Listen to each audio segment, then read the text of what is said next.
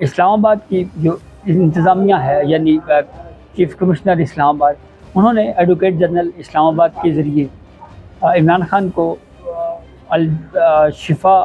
ہسپتال اسلام آباد میں منتقل کرنے، ان کے لیے میڈیکل بورڈ تشکیل دینے اور علاج معالجے کے دوران عمران خان کی بہن اور ان کے ذاتی معالج ڈاکٹر فیصل سلطان کو رسائی دینے کا جو حکم نامہ ہے اس کو ریویو کے ذریعے چیلنج کر دیا ہے۔ یہ نظر ثانی درخواست ایڈوکیٹ جنرل اسلام آباد کے ذریعے سپریم کورٹ میں دائر کر دی گئی ہے، جس میں یہ موقف اختیار کیا گیا ہے کہ سپریم کورٹ نے بغیر سنے یہ حکم جاری کیا ہے،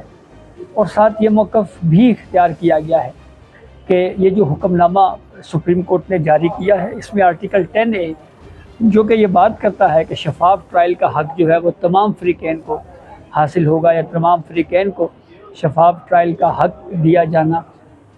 جاتا ہے، اور اس کے بعد جو ہے وہ فیصلہ کیا جاتا ہے۔ اس کے ساتھ ساتھ یہ بات بھی جو اعتراض یا جو ریویو پہ جو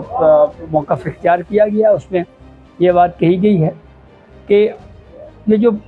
ایک قیدی کو پرائیویٹ ہاسپٹل میں سزا یافتہ قیدی کو جو منتقل کرنے کی جو معاملہ اس پہ طے ہوا ہے، تو اس صورتحال میں جو دیگر قیدی ہیں پھر وہ بھی جو ہے وہ یہ ڈیمانڈ کریں گے کہ جی اسی پرنسپل کے تحت ہمیں بھی یہ سہولت جو ہے وہ دی جائے۔ پھر اس کے بعد جیل رول کا حوالہ دیا گیا ہے، اور جیل رول کا حوالہ دیتے ہوئے یہ بات کہی گئی ہے کہ جب بھی کسی قیدی کو کسی اور ہاسپٹل میں شفٹ کرنا ہوتا ہے تو اس کے لیے جو IG ہیں،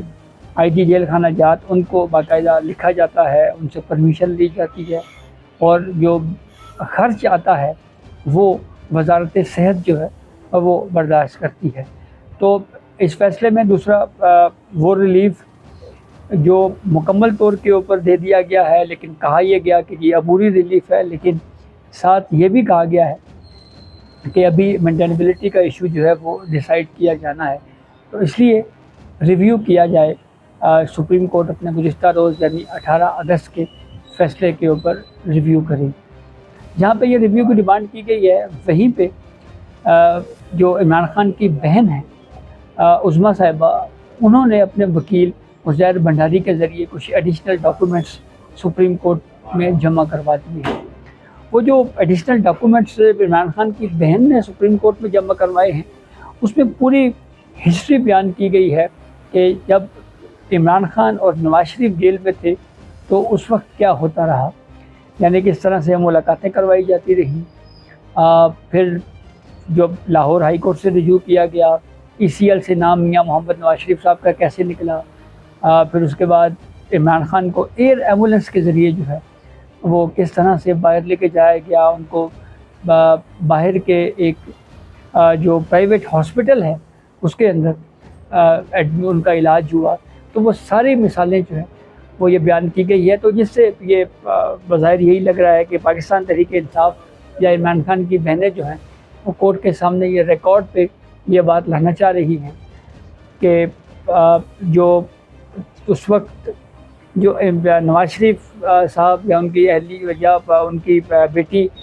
کی جو ملاقاتوں والا معاملہ تھا وہ کس طرح سے ٹریٹ ہوتا تھا، اس کو بھی عدالت دیکھے، اور اس کے ساتھ ساتھ